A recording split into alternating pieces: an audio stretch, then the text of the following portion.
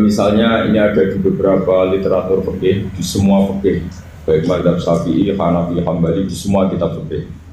Misalnya ada orang mau masuk Islam, terus konsultasi sama ustadz atau sama kiai, Pak saya mau masuk Islam, kamu nggak boleh ngambil sikap monggo ngeteh dulu itu dulu, atau apalagi diajak ngobrol dulu, karena 5 menit kita mempersilahkan ngopi dulu itu artinya dianggap kita membiarkan dia dalam keadaan kafir 5 menit dan kita dianggap ikut tanggung jawab.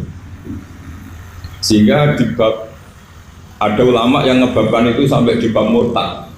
Termasuk murtad adalah orang yang dimintai mensyahadatkan non muslim kemudian disuruh ngopi dulu atau ngerti, karena dianggap pembiaran sekian menit masih berstatus kafir. Jadi ibaratnya gini ya, kalau kita mungkin baru bapak-bapak baru pakai celana pendek terus ada orang kecelakaan di jalan, saya tak pakai baju dulu nanti baru kamu saya selamatkan, itu kan naif. Kalau begitu saja naif, apalagi orang yang kafir kemudian pas mau minta disyahadatkan kita bilang monggo mandi-mandi dulu, ngeteh-ngeteh dulu, berarti ada pembiaran sekian menit, dia masih berstatus. Artinya begini, kalau dia saat itu kok dimatikan oleh Israel berarti mati dalam status kafir dan kita ikut tanggung jawab karena harusnya bisa Islam andai kan kita mensyahadatkan saat itu juga. Jadi itu bab-bab yang dianggap ekstrim dalam kutubil fikih, bab-bab fikih. Makanya dalam kitab fikih saya berkali-kali ada non muslim mau bersyahadat ke saya, itu saya bilang ke santri-santri saya, saat itu juga harus kamu ajari meskipun pakai bahasa Indonesia. Yang penting status kafirnya apa? Zina. Baru setelah itu ada hukum sosial ya, mungkin kita nawarin teh atau kopi atau apa. Makanya di sini dibabkan bab seseorang harus tergesa-gesa atau bercepat-cepat atau ngambil sikap bergegas untuk melakukan kebaikan. Terus ayat kedua yang dipakai Sayyidina bin Abi Salam itu begini. Ketika Allah mensifati orang munafik, status orang munafik itu apa? Wa idza qamu ila sholati qamu kusala. Mereka kalau dipanggil untuk sholat, ya berangkat tapi itu salah cara malas-malasan. Sehingga untuk menunjukkan kita loyal sama Allah itu ya paling tidak ada sikap di atas rata-rata. Makanya ada sa'i ya, lari-lari kecil, tawaf juga disunatkan ada lari-lari kecil, disebut ar-romal itu lari-lari kecil untuk menunjukkan bahwa kita loyal sama Allah itu tidak sakobri cara Jawa. Nah itu dibabkan sendiri. Jadi beda antara tergesa-gesa sama ekspresi serius. Jadi musyawarah itu ya kira-kira kan nggak mungkin lah kita dipanggil rektor atau kiai atau orang tua kita terus jalan leha-leha itu kan. Nah contoh yang diambil di sini begini. Ketika ada debat terbuka antara Fir'aun dan Musa, saya ulang lagi ya, ada debat terbuka antara Musa dan Fir'aun, kan Nabi Musa datang ke Fir'aun. Lalu kata Fir'aun, ini asal-usul ayat ini, saya terangkan sejarahnya. Kata Fir'aun, lalu kalau kamu tidak nuhankan saya, Tuhan kamu siapa? Terus kata Musa, Rabbus samawati wal ardi, yang nuhani langit dan Fir'aun masih berkelit. Kalau Tuhan di bumi, setahu saya kemana-mana yang dituhankan saya, kata Fir'aun. Ma'alim tulakum min ilahin ghairi. Terus Nabi Musa masih ngendikan, ya sudah Tuhan yang nuhani langit. Terus Fir'aun manggil Haman. Haman itu arsitekturnya Fir'aun. Ya Haman ibnili sorhal ali abdul asbab samawati fa'attaliya ila ilahi Musa. Haman bangunkan kami piramida yang tinggi. Saya ingin melihat Tuhannya Musa. Musa akhirnya mikir, karena kalaupun Fir'aun bisa naik ke langit tetap tidak bisa melihat Tuhan. Kita tahu Tuhan nggak bisa dilihat, kita ngomongin aja udah lihat, apalagi Fir'aun rivalnya kan. Akhirnya Musa ganti argumentasi, yaitu argumentasinya Musa, Rabbukum wa Rabbu abaikumul awwal. Ini perlu diingat dan perlu saya sampaikan. Yang nuhani kamu dan yang menuhani leluhur kamu, itu sangat memukul Fir'aun. Karena logikanya kalau Fir'aun itu Tuhan berarti babanya dulu tanpa Tuhan. Ini ada Tuhan terlambat. Jadi kalau Fir'aun Tuhan berarti bahnya tanpa Tuhan, karena zaman era bahnya belum ada Tuhan. Karena perdebatan itu banyak punggawa Fir'aun yang mukmin. Wah ini Fir'aun nggak bener ini. Kalau dia Tuhan berarti babahnya tambah. Karena kalau iman itu akan diadili, akan dieksekusi, maka orang ini berstatus rojulum mu'minum min ali fir'auna yaktum imanah. Maka di Quran diterangkan wa qala rojulum mu'minum min ali fir'auna yaktumu imanah. Ada seseorang yang iman tapi menyembunyikan iman. Lah orang ini selalu ikut rapat di rapat-rapat penting Fir'aun, termasuk rapat ketika Fir'aun dan para tentaranya memutuskan membunuh Musa. Karena dia ikut rapat dan eksekutornya besok disuruh menangkap Musa, orang ini malam itu juga nemuin Musa terus bilang innal mal ayat tabiru nabikal yaqtulu ka Musa. Rapat tadi malam memutuskan kamu besok dibunuh, maka kamu harus bergegas meninggalkan Mesir. Nah, dari kesimpulan itu, dari cerita itu kemudian diambil secara hukum fikih bahwa untuk menyelamatkan darah harus bergegas. Andai kan Musa itu kok sak kober, sak sempate, maka keburu. Andai kan ini rojul ini tadi, orang tadi penasihat tadi, kok sak kober ya, maka berarti Musa terlanjur Jadi itu pentingnya ulama ya. Jadi cerita yang linear, cerita yang seakan-akan cerita di tangan ulama tetap menjadi al-ahkam al-fiqhiyah, menjadi ketentuan-ketentuan apa? Jadi yang diambil di sini adalah lelaki tadi yang ikut rapat jadi bergegas menemui Musa, memberitahu kalau kamu besok mau dieksekusi, fakrus, maka kamu harus cepatnya keluar dari Mesir untuk menyelamatkan diri. Terus oleh Sayyidzuddin bin Abi Salam dibabkan bab harus tergesa-gesa menyelamatkan darahnya orang apa? Islam. Jadi ini penting saya sampaikan. Jadi Al-Qasas ya, semua cerita di Quran itu tidak sebagai cerita, karena Quran tidak ingin melahirkan pendongeng, tapi harus menjadi ibrah, menjadi telah. Jadi makanya terus di kitab-kitab ulumul Quran diterangkan Al-Qasas ya, beberapa cerita di Quran adalah semuanya menjadi ketentuan fikih. Saya ulang lagi ya, semua cerita yang ada di Quran itu menjadi ketentuan fikih, meskipun alurnya apa? Cerita. Kayak tadi kan alurnya cerita bahwa lelaki ini bergegas nemui Musa supaya Musa cepat keluar dari Mesir. Terus dibabkan babul musaroah ilam musifid. Saya teruskan. Wa kama laro'ai nama yaktulu musliman lau tabtu'u alaihi lakota lagu fal musaroah ila takrisihi min wajibatun. Idlaisal unatu mahmudatan fi kulli syai'in falaha mawatinu tuhmatu fiha wa mawatinu tutammu fiha wa kadzalika al-musara'ah wal lain wal dhulta wa ghairuhuma. Terus cara berpikir ulama, saya pernah baca dalam satu sejarah ulama besar namanya Sufyan Ats-Tsauri. Sufyan Ats-Tsauri itu menjadi wali itu gara-gara kalau sholat di masjid itu beliau datang sebelum adzan. Saya ulang lagi, beliau datang sebelum adzan. Ditanya, kenapa kalau kamu datang sebelum adzan? Saya ini nggak ingin jadi hamba yang buruk. Hamba yang buruk atau pembantu yang buruk adalah setempe nunggu dipanggil. Misalnya kita tahu majikan kita pasti manggil jam 7. Kemudian jam 7 itu Anda masih ngopi, masih tata-tata, itu kan tidak menghormati majikan. Harusnya kamu setempe di jam yang saat itu pasti majikan Anda memanggil. Kata beliau, saya tidak ingin seperti pembantu yang buruk. Datang nunggu apa? Dipanggil. Jadi itu ada beberapa spirit ya, atau inspirasi dari aturan-aturan mahabbah. Sebab itu ketika Allah kritik orang munafik, wa idza qamu ila sholati qamu kusala, ketika dipanggil sholat mereka datang bermalas-malasan. Karena ada cintanya sama Allah, maka datang berlambat-lambat. Nah, berarti kalau ekspresi cinta mengharuskan kita datang bercepat.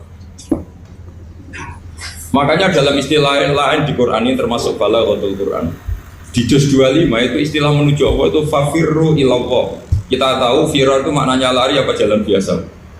Lari. Jadi untuk mengekspresikan mahabbah kita, kangen kita pada Allah, cara bahasa Arab isyak kita, berontok kita sama Allah, tidak diistilahkan jalan tapi fafirru ilallah, harus bergegas berjalan.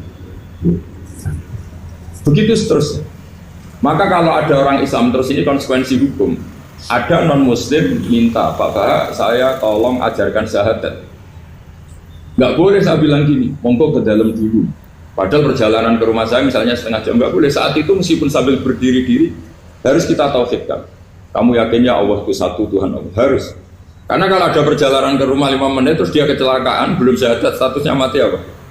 Kafir. Dan kita ikut terlibat karena sebetulnya bisa mengislamkan saat itu juga. Analoginya kayak tadi loh. Orang kecelakaan di jalan karena kita pakai celana pendek, contoh Syria bisa tak pakai baju itu. Habis itu dilides truk. Itu kan kita ikut salah karena kita yang punya kesempatan. Tentu yang disalahkan yang punya kesempatan. Karena merubah status dari potensi kelides truk menjadi sama sekali gak potensi kelides truk dengan kita inggirkan, meskipun kita dalam keadaan tidak ideal. Sama, orang kafir yang mau masuk Islam itu umumnya kiai kan kadang sebagian disuruh mandi dulu, itu salah sebenarnya. Itu salah sekali, sangat salah. Apalagi nunggu seremonial di masjid, nunggu toko-toko itu bujutnya salah. Itu gak cuma salah, bujutnya salah. Jadi salah yang akut, itu salah besar ya. Kalau seremonial monggo, tapi kalau mengislamkannya harus saat apalagi seremonial seminggu lagi nunggu tokoh terkenal, nunggu di syuting dulu, wah itu perilaku so itu bukan mengislamkan itu. Makanya kita yang sebagai peneliti fikih itu kadang itu enggak serg. Masa mau Islam nunggu di masjid dulu, di syuting dan tokoh-tokoh itu salah. Itu sama dia kamu lihat orang kecelakaan mau menyelamatkan, ada wartawan enggak? Minta disuting dulu setengah mati. Jadi kita normal saja dalam Islam, sesuatu yang mendesak, yang emergensi ya perlakuannya harus cepat. Sehingga dibabkan faslun fil musaroah ila nusifid fitina. Jadi ada beberapa contoh di Quran memang aturannya seperti itu. Makanya semua redaksi Quran tentang menuju Allah diredakseno fafirru ilah. Makanya di tawaf ada ekspresi romal jalan agak cepat. Di sa'i juga ada momen-momen kita harus romal berjalan cepat. Di beberapa aturan juga seperti itu. Ya saya ulang lagi, di beberapa aturan Islam juga seperti itu. Nah sekarang efek di hukum haji. Saya banyak baca literatur haji. Haji dalam aturan Islam itu wujuban tarofian, wajib yang tidak langsung mendesak. Kemudian semenjak ada fakta kita harus nunggu, daftar tunggu. Itu kita sebagai ahli fikih itu gampang. Misalnya gini, saya umur 20 punya uang, sekarang berapa daftar? 25 juta ya. Saya umur 20 punya uang 25 juta. Saya jomblo misalnya, ya butuh nikah, ya butuh macam-macam. Itu wajib daftar haji apa enggak? Karena kalaupun daftar nunggu 20 tahun. Nah sekarang kalau ada orang umur 50 tahun punya uang 25 juta, menurut Anda wajib daftar saat itu apa enggak? Daftar saja bisa game gitu. Dan kalau misalnya umur 50 ditambah 25 kan 75. Itu kalau orang sumpah sudah cepat mati itu. Maka itu menjadi pertanyaan, apakah fikih ini kita rubah? Karena dulu kan orang itu longgar semua. Karena haji zaman Nabi pun tidak langsung dilakukan saat pertama diwajibkannya haji. Jadi Nabi punya sisi unik. Pertama ada tahun diwajibkannya haji, Nabi tidak langsung haji. Sebab itu ulama berkesimpulan kalau wajibnya haji tidak langsung. Maka fikih itu memang unik. Sholat juga gitu. Ada istilah begini dalam sholat. Watajibu sholat ala kulli muslimin wujuban muwassa'an. Di semua kitab fikih takbirnya seperti itu redaksinya. Wajib sholat dilakukan orang Islam wujuban muwassa'an, wajib yang ada longgarnya. Sehingga ketika duhur jam 12 WIB kita dengar azan, boleh sholat setengah 1, jam 1, setengah 2, jam 2. Karena memang wujuban muwassa'an, memang ada batas akhir waktu misalnya sampai setengah 3. Nah problemnya begini, misalnya setengah 1 Anda pasti dipanggil majikan kamu yang diharuskan melakukan satu aktivitas, misalnya Anda pilot, yang nggak mungkin sholat lagi di kokpit. Apakah status wujuban muwassa'an, wajib yang longgar menjadi hilang karena setelah itu tidak ada kesempatan lagi sholat? Apa tetap kita sebagai ahli Islam yang agak balelo tapi alim, misalnya ya sudah tetap jadi pilot, nanti kan ada aturannya sendiri, ada rukhsahnya sendiri, ada kemurahan sendiri, kita sudah jadi pilot, misalnya sholat tanpa harus menghadap kiblat, sholat yang tetap di perjalanan. Kira-kira Anda kalau jadi ahli fikih milih mana? Milih harus sholat di depan apa tetap memberi kelonggaran? Gak apa-apa, sholat sambil apa? Nyuper, sambil pilotin apa pesawat. Anda pilih mana itu? Karena kalau konstitusi ilmu itu memang harus ada, dengan tanda kutip ya, memang harus ada nakalnya. Kalau nggak nakal malah gak sah. Memang unik ilmu itu. Karena ilmu itu kalau dipaksakan lurus terus, itu nanti malah bengkok karena menghilangkan rukhsahnya Allah, kemurahan Allah. Tapi kalau dipaksakan rukhsah terus, murah terus, nanti dianggap menyepelekan hukumnya Allah. Maka kita yang ahli fikih itu pusing. Misalnya saya sering ditanya, Gus saya ini supir bis, kan musafir terus, berarti saya boleh tidak puasa terus pada Ramadan? Coba kalau ada jadi ahli fikih mesti bingung. Mau boleh, ya boleh terus supaya orang nggak peduli sama Ramadan. Mau mengatakan wajib puasa, kayak nggak peduli dengan kemurahan Allah yang membolehkan musafir tidak puasa. Coba loh, Anda jangan jadi ekstremis yang misalnya bantah tok protes tok ini kan. Jadi memang mengkaji ilmu itu. Ya makanya dengan tanda kutip itu harus ada nakal. Tapi nakal yang baik bukan nakal. Nakal itu kalau bahasa Jawa itu kan tidak harus dosa. Seperti anak kecil, menek-menek itu, tuh bocah kok nakal. Padahal anak kecil menek itu haram dah. Enggak kan? Malah orang tuanya yang bentak itu yang haram. Yang nakal betul ya ibunya yang bentak cerewet itu, karena ibunya orang yang sudah mukallaf, sudah tua, salah langkah yaitu bentak. Kalau anaknya naik meja itu ya sebetulnya bahasanya tidak nakal, lucu. Oh jelas pinter conggo iso munggah meja, harusnya diapresiasi. Tapi rata-rata itu semua akal mencampur gelas. Malah boe malah macam tabungan. Bapaknya marah tukang nguras tabungan. Sebetulnya senakal-nakalnya anak kecil itu nakal orang tuanya itu pasti. Karena ini sudah kena fitop, sementara anak-anak belum kena. Saya pernah punya tamu, karena di tradisi Kiai itu sering punya tamu. Bapak ibunya tuh kultus sama Kiai, bentak anaknya disuruh salim sama saya. Anak kecil kan nggak mau jalan-jalan terus, marah. Tak marah orang tuanya tak marahin. Yang dosa itu kamu bentak anak-anak. Kalau anak kecil tuh kena diskon rufi al-qalamu an salasin. Di antara aturan Islam apa? Tidak ada keharusan bagi 3 orang. 1 anak kecil sampai balik, 2 orang tidur sampai bangun, 3 orang gila. Artinya anak kamu itu tidak kena fitnah untuk sopan sama saya. Kamu yang kena fitnah baru sopan sama anak-anak. Nah ini ada Jawa itu kadang keliru. Jadi orang tua itu marah-marah memaksakan anaknya sopan. Padahal Allah memberi diskon anak kecil itu belum wajib sopan. Gak apa-apa ada tamu naik-naik kecil. Asal masih anak kecil. Makanya Rasulullah ketika beliau sholat sujud itu Hasan Husain itu naik. Toro Jawa Nabi itu 3 tumpahan. Semua riwayat mengatakan Nabi itu diam saja gak berani ngangkat. Sampai sahabat itu ada yang ngomong ini Nabi sujud lama sekali ada apa. Jadi kita punya riwayat itu ya baru kayak sahabat yang agak nakal. Semuanya itu sujud, tapi bareng di atas rata-rata ada sahabat yang belakang ngomong siapa tuh ini sujudnya kok lama. Barokahnya itu ditemukan riwayat. Oh, ono putune. Karena Hasan itu naik di atas punggungnya apa? Nabi. Itu andai kan tidak ada yang ngomong riwayat ini tidak ditemukan. Barokahnya ada yang ngomong itu mungkin. Kalau sekarang mungkin semua masjid ngomong. Karena orang sekarang jarang yang khusyuk. Kalau dulu hanya 1 yang di belakang. Setelah itu Nabi memberi penjelasan. Saya tadi sebetulnya harus mengakhiri sujud saya sesuai aturan umum. Tapi ada cucu saya tak biarkan sampai dia puas naik punggung saya sehingga dia turun baru sana. Filosofinya apa? Begini, anak kecil 1 udah kena ditop, 2 jangan sampai sholat itu jadi problem. Kalau Nabi nyentak Hasan membentak tutu ono bae sholat kok diganggu, maka sholat menjadi trauma. Gara-gara sholat bahasa bentak saya, lama-lama anak ini trauma dengan sholat karena dianggap problem. Makanya saya termasuk kiai nggak berpendapat anak kecil nggak boleh di masjid.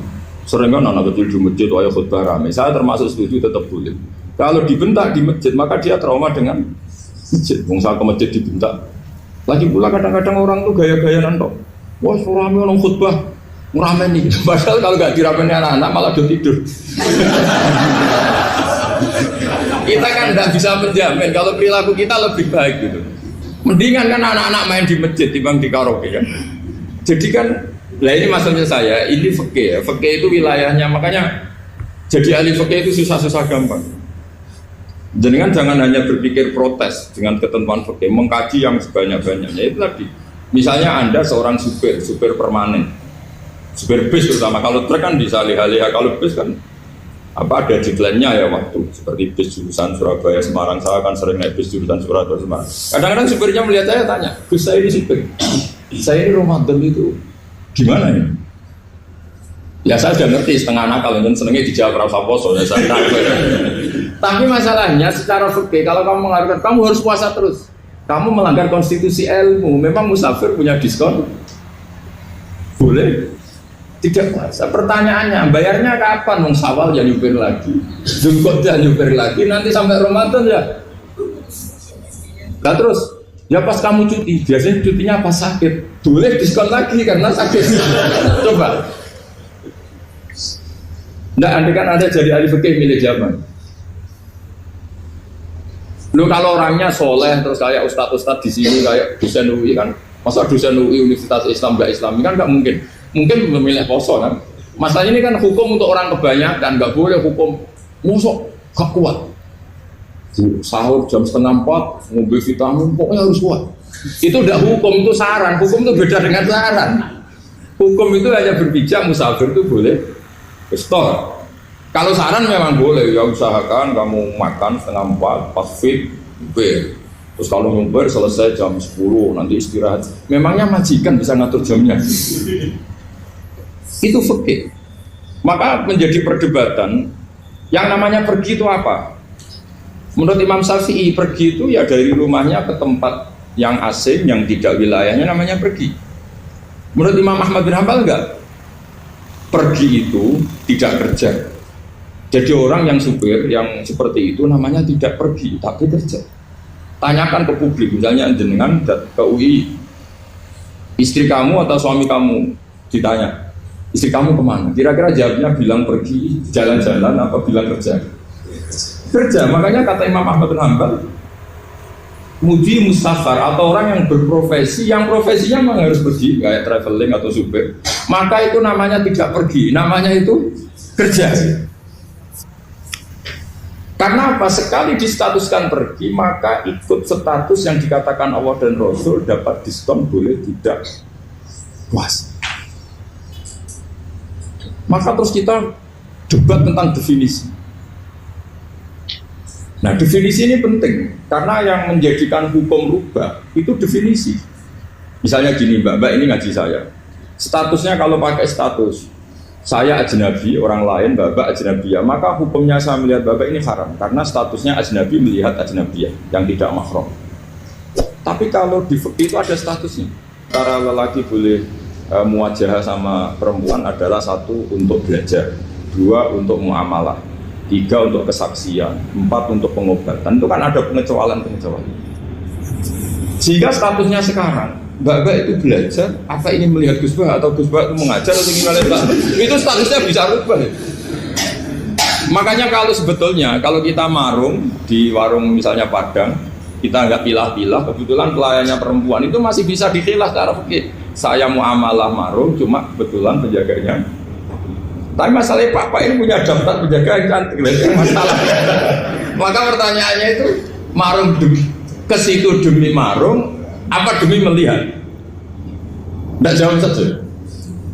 Demi marung apa demi melihat? Kalau demi marung sepakat yang penjaga yang sangar-sangar juga banyak.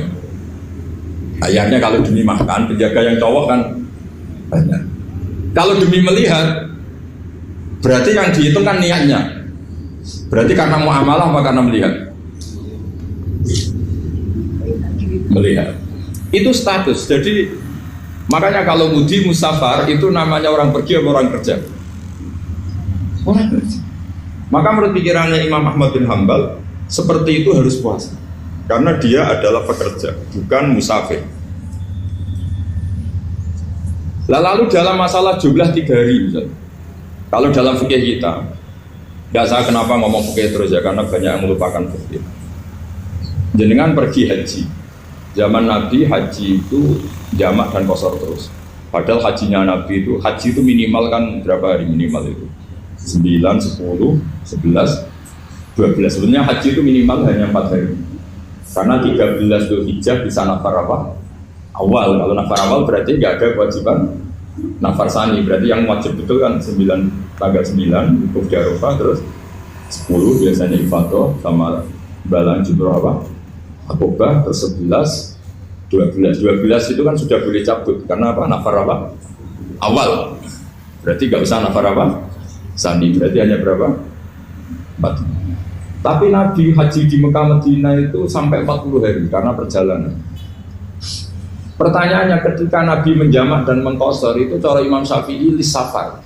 Karena Nabi orang Medina datang ke Mekah dengan jarak 460 kilo, maka Nabi boleh jamak dan qasar. Jadi pikiran Imam Syafi'i jamaknya Nabi itu lisafar karena pergi.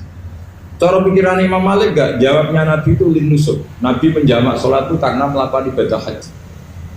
Efeknya adalah orang Mekah kalau haji itu cara Imam Malik meskipun jaraknya dekat boleh apa? Boleh apa? Qasar, boleh jamak qasar. Lalu terus ada pertanyaan fikih lagi. Lalu jamak qasar itu karena pergi apa karena masyaqqah? Karena repot. Coba kalau sampean kira-kira jawab.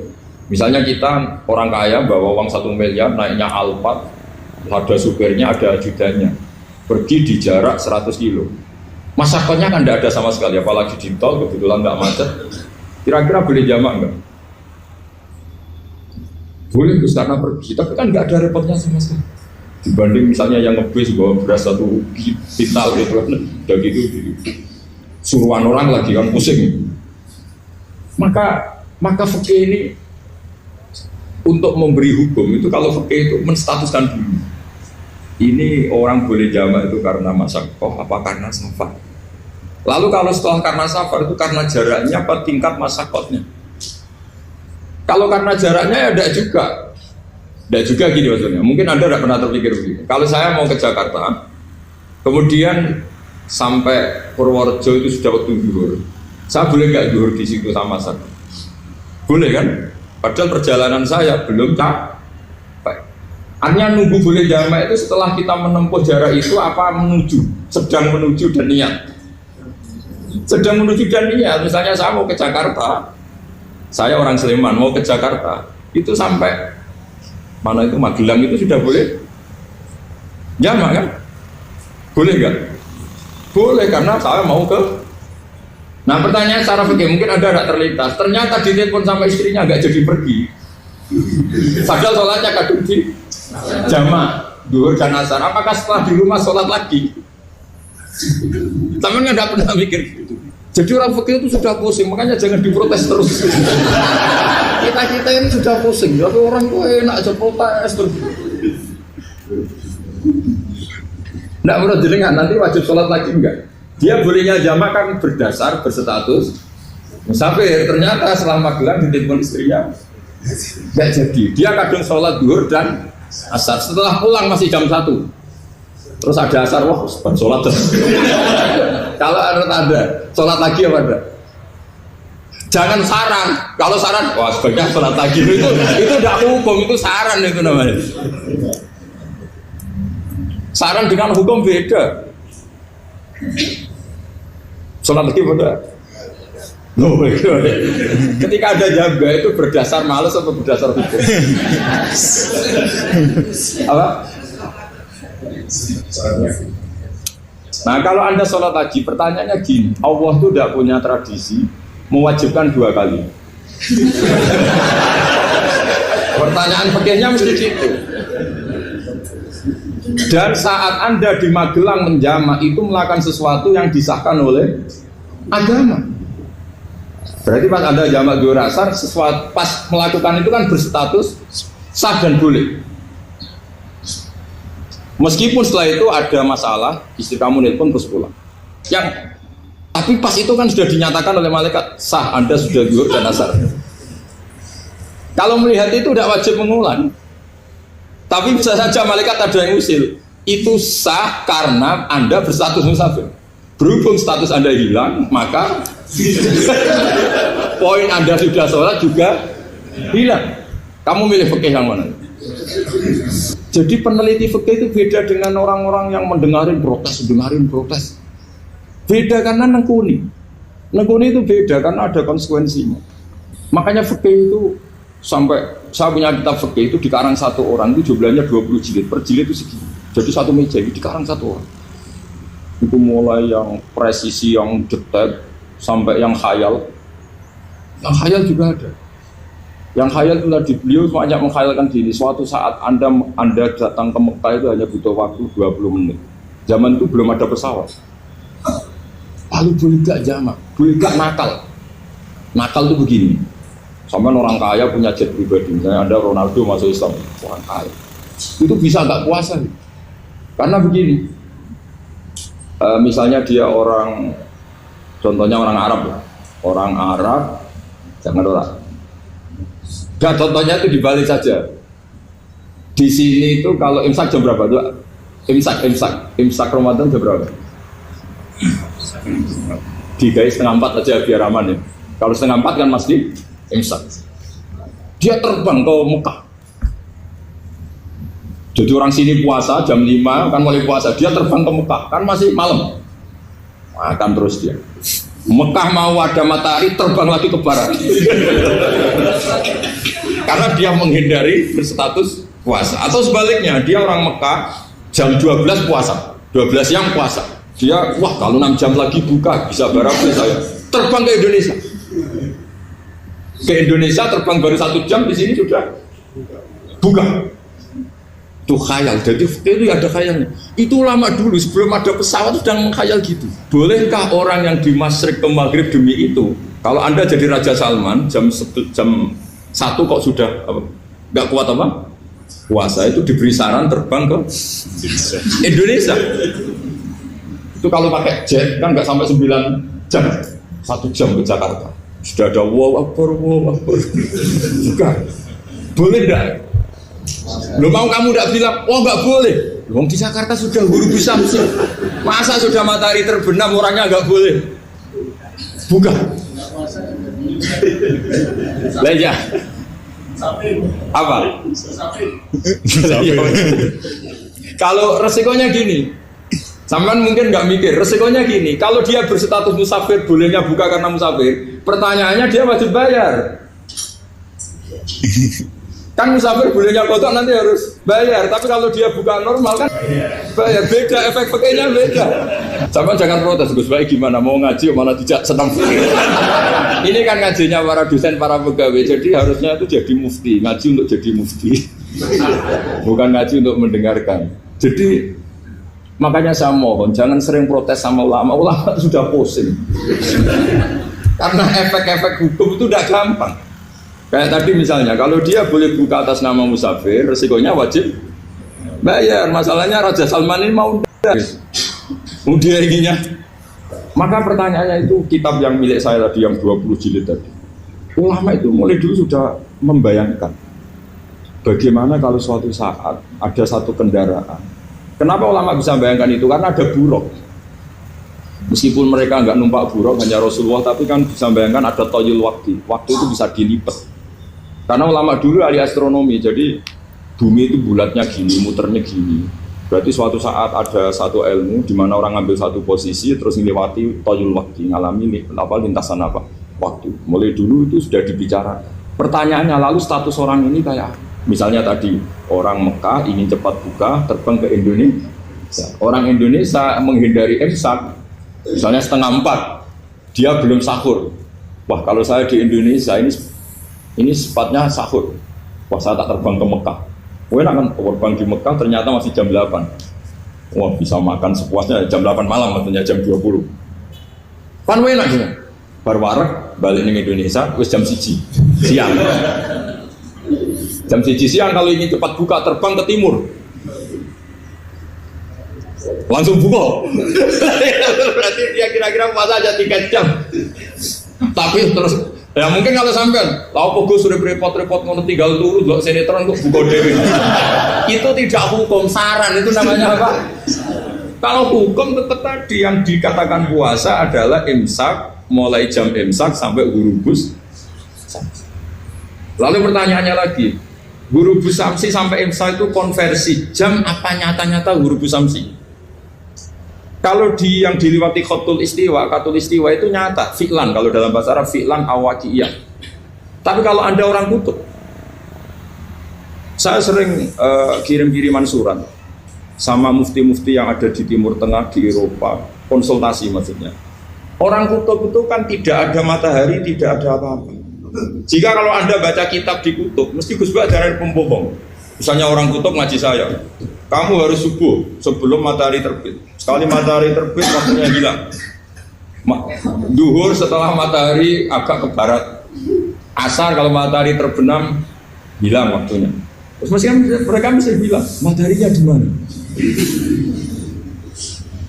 Maka pertanyaannya, boleh gak mengkonversi waktu untuk orang kutub? Jadi misalnya pola umum subuh jam 4:30, berarti antara subuh dan qadha itu 1 jam setengah. Subuh sama zuhur polanya berapa berarti? Kalau 4:30 sampai jam 12 itu 6 sama 7:30. Berarti ya kira-kira habis subuh nunggu 7 jam setengah baru zuhur, nunggu 3 jam baru asar, nunggu 3 jam baru maghrib. Berarti waktu puasa kira-kira antara jam 4 sampai jam 6. Berarti berapa jam itu? 12 sama 2 14 jam. Oke, berarti orang kutub harus puasa 14 jam. Tidak bergantung waktu mata. Tapi ada lagi pertanyaan lucunya gini, lalu 14 jam itu dimulai dari mana? Apa asal 14 jam? Apa harus ada konsensus setarnya? Masih ada PR lagi. Menurut kamu gimana? Ada konsensus setarnya dimulai jam 4 dini hari. Apa asal jumlahnya? Imsak 14 jam. Mikir lagi kan? Itu di Denmark itu ada satu musim di mana siang terus sampai sekian bulan. Siang terus sampai orang sana itu capek. Kenapa ada siang terus? Logikanya kan tadi bumi itu bulat-bulat. Saya juga belajar falak astronomi. Kalau tepaan kamu di sisi yang barat agak utara atau agak selatan, matahari ini nyentrong terus.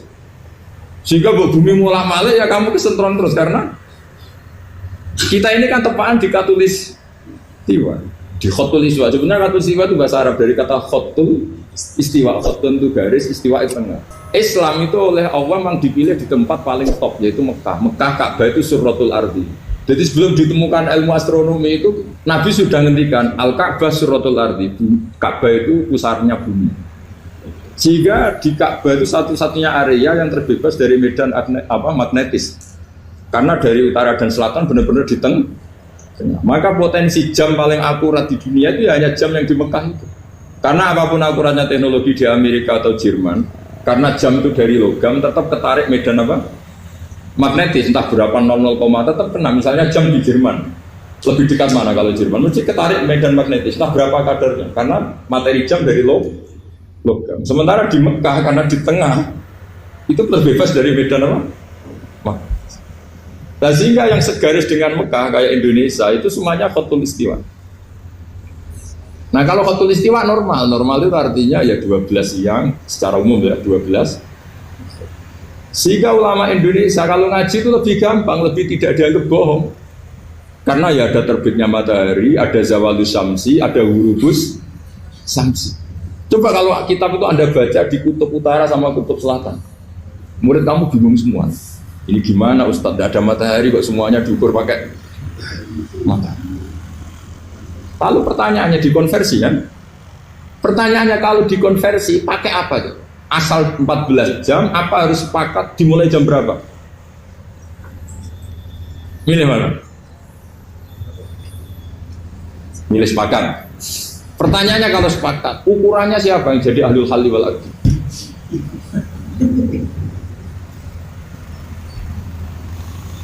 Jadi orang fikih itu sudah bingung, makanya saya mohon jangan sering diprotes. Saya pernah ketemu ulama, saya kan sering ikut komunitas di New York, itu andaikan dibur, itu pas persis Ka'bah. Di buminya itu kalau dibur itu pas persis Ka'bah.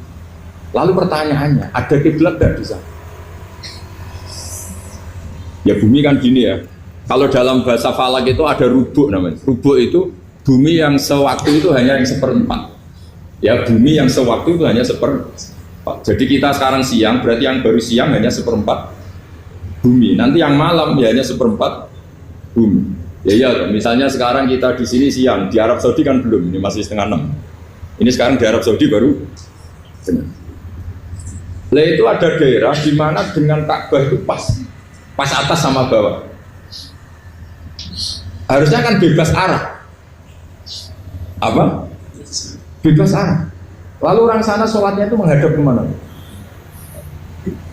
Pernah ulama New York itu minta fatwa ke Rabitatul Alam al-Islami. Lalu kita harus menghadap kemana? Makanya dalam dunia anekdot ulama itu ada anekdot Abu Nawas itu orang yang nggak pernah kalah debat. Dia itu terkenal nggak pernah kalah debat. Tapi dia ada ilmuwan. Dia punya tetangga ilmuwan, punya pengaruh besar, semua orang ngaji ke ilmuwan itu. Mantelnya bukan main, karena dia ahli falak, ahli astronomi. Mau nandingi dia ada bisa, gak nandingi itu reputasinya jago. Orang itu berteori kalau bumi itu bulat-bulat. Kalau kamu jalan ke sini, maka akan tertitik yang suatu saat si profesor ini kemalingan, terus minta tolong Abu Nawas rumah saya kemaling. Terus lari kemana malingnya? Ke timur. Setelah ke timur, larinya ke timur. Abu Nawas lari ke barat. Terus ditanya, sudah tak bilang nih malingnya lari ke timur, kok kamu lari ke barat? Nanti ketemu di titik yang sama. Sebenarnya itu profesornya makel. Oh kamu nyindir loh. Artinya Abu Nawas gak terima. Teori Anda itu gak bisa. Secara keilmuan benar, tapi secara faktual gak boleh. Berarti kalau ada orang ngejar istrinya lari ke timur, dia harus tetap ke barat. Nanti ketemu di titik. Yes. Jadi malingnya tuh lari ke timur. Abu Nawas ngejar ke barat. Ketika ditanya profesor, sudah bilangin malingnya tuh lari ke timur, kenapa ada ke barat? Kata Anda nanti ketemu di titik yang sama karena bumi bulat-bulat. Nah pertanyaannya gini, lalu kalau yang segaris itu ada arah enggak? Kayak New York tadi. Menurut kamu tetap berkiblat apa enggak usah? Loh kalau yang rubuk jelas. Loh gitu, kalau rubuk begini loh, misalnya begini, terus kamu di sini sama sini kan masih ada arah, tapi kalau sini sama sini masih bisa kiblat. Sama enggak usah protes, orang protes sudah pusing, enggak usah diprotes. Karena yang dipikir itu macam-macam. Nah ya makanya ini mengkaji ya, saya mohon ya kayak tadi ini mengkaji, saya mohon satu beban sekian sementing apa ya kita ada respeknya lah sama ulama. Jadi ulama itu susah, mikirnya susah, harus tanggung jawab di depan Allah, di dunia diprotes terus. Ini mungkin yang bawa kitab ikutnya halaman 293 itu yang mungkin nanti bisa dikopi sama yang nggak punya tag, yang nggak punya tag mengkopi sama yang punya. Di sini diantaranya itu ada bab faslun fi dzikri rajul manaqiba nafsi. Bab seseorang boleh menyebut kelebihannya sendiri, asal niatnya tidak riya. Di sini dicontohkan tadi bapak siapa namanya? Samsul. Pak Samsul ya. Di sini diceritakan ketika mau masa paceklik, saya ulang lagi masa paceklik, itu Nabi Yusuf karena merasa amanah dan merasa punya kemampuan mengelola ketahanan pangan, beliau bilang ke rajanya, qala ja'alni ala khazainil ardi inni hafizun alim. Raja, jadikan kami pengatur ketahanan pangan karena ini hafizun alimnya dan saya terpercaya. Hanya Nabi Yusuf seorang nabi tentu panutan, beliau menonjolkan kemampuannya itu boleh asal untuk kemaslahatan. Misalnya ada orang Islam sakit atau kiai sakit, dengan dokter bilang saja saya dokter biar saya nangani. Itu boleh karena motivasi Anda dalam menyelamatkan Pak Kiai tadi atau orang yang sakit, bukan motivasi Anda adalah adun nafsi, misalnya kalau dalam bahasa keinginan apa? Pribadi. Jadi itu boleh. Jadi ini di beberapa contohkan, ya ayuhan nasu alimna mantiqat thairi wa utina min kulli syai'. Nabi Sulaiman itu bilang gini, wahai para manusia, saya ini bisa bahasa burung apa saja dan saya bisa melakukan apa saja, wa utina min kulli syai'. Nabi Sulaiman ngendikan begitu karena ingin menunjukkan betapa sayangnya Allah ke saya. Sampai saking sayangnya Allah, saya bisa menguasai bahasa burung, bahasa binatang. Jadi motivasi seorang Nabi itu ingin menunjukkan betapa kudrohnya Allah tidak terbatas. Nah buktinya apa ya? Buktinya Sulaiman sama tak cek, dan Nabi Sulaiman itu kalau ke masjid itu mesti jagungan sama orang miskin. Terus beliau bilang gini, miskin yujali semiskin, ayo podo ini jagungan. Karena beliau dengan kenabiannya meskipun kaya raya itu tidak merasa punya sama sekali karena semuanya milik Allah Subhanahu wa Ta'ala. Dan beliau buktikan beliau kaya raya itu untuk bangun Baitul Maqdis yang semegah itu semuanya pakai asetnya Nabi Sulaiman. Ketika bisa memperkerjakan jin dan setan juga untuk bangun Baitul Maqdis, bukan untuk bangun dirinya, rumah dirinya. Ya ini dicontohkan satu Nabi Sulaiman, dua Nabi Yusuf. Terus ketika contoh yang diambil, setiap nabi ketika pidato kepada umatnya mesti ditutup dengan wa analakum nasihun amin. Saya ini adalah penasehat yang terpercaya. Jadi ajaran saya bukan ingin menyesatkan kamu, menyengsarakan kamu, tapi wa ana lakum nasihun amin. Saya adalah penasihat yang baik. Artinya kan menonjolkan diri. Jadi boleh asal itu untuk kemaslahat. Jadi misalnya UI punya penemuan apa yang keren, yang maslahat orang Islam, diumumkan. Bahwa ini penemuan UI. Tapi tujuan Anda supaya mengangkat harkat martabat UI. Bukan setelah itu terus kirim surat ke rektor, saya harus tambahan gaji karena saya penemunya. Wah itu sudah nggak bisa jadi wali kalau gitu tidak. Tapi nanti rektornya yang ya agak tahu diri, masa penemu sama nggak penemu disamakan gitu. Misalnya seperti itu. Jadi di sini ada sekian contoh, mungkin bisa diakses di halaman 293 di bab faslun fi dzikri rajuli manaqiba nafsi. Terus kalau contoh hadis, Nabi sering ngendikan begini, ana sayyidu waladi Adam wa ana awwalu syafi'in, dan saya adalah Nabi pertama yang punya hak syafaat. Tapi Nabi ngendikan seperti itu supaya orang punya harapan ketika di mahsyar. Sudah kalau di mahsyar nyari saya karena saya diberi hak syafaat. Jadi asal niatnya untuk maslahat gak apa-apa. Makanya saya sering di mana-mana sering cerita, saya ini menekuni fikih supaya orang kalau belajar fikih jelas ke saya Pak. Kalau saya tidak ngomong, orang keliru guru. Tapi ya harus ada buktinya. Nanti ngomong ahli dok, ada ahlinya ya kacau. Ya jadi boleh ya. Di sini dibabkan faslun fi dzikri rajul manaqiba nafsi. Bab seseorang boleh menunjukkan kemampuannya asal tadi untuk lil maslahah. Sudah Pak Samsul ya? Tadi yang pertanyaan dari siapa itu? Pak Sus Budian. Pak Sus itu gimana ini kasusnya itu orangnya sudah Islam toh? Sudah nggak masalah. Terus Anda ke Thailand itu nggak niat menghindar toh, memang saatnya harus ke Thailand. Hanya menyesal. Oh, hanya menyesal, bagus, kamu punya penyesalan. Enggak begini ya, kalau orang itu sudah Islam itu kan enggak se-emergensi yang belum Islam, itu hanya ideal. Artinya idealnya seseorang kalau mau meninggal, akhir dari kalimatnya adalah la ilaha illallah. Tapi itu pun ulama dinegur. Ini saya beri cerita sedikit. Kitab Fathul Mu'in itu termasuk kitab yang enggak setuju kalau kalimatnya sepersis la ilaha illallah. Kenapa Pak Sus? Logikanya gini, ini semua ulama ideal. Itu ada dua riwayat. Mangkana akhiru kalamihi la ilaha illallah dakhalal jannah. Sebagian riwayat mangkana akhiru kalamihi Allah dakhalal. Nah ulama itu milih yang Allah. Kenapa milih yang Allah? Karena la ilaha illallah itu resikonya tinggi. Pas la ilaha ateis, tidak ada Tuhan, mati.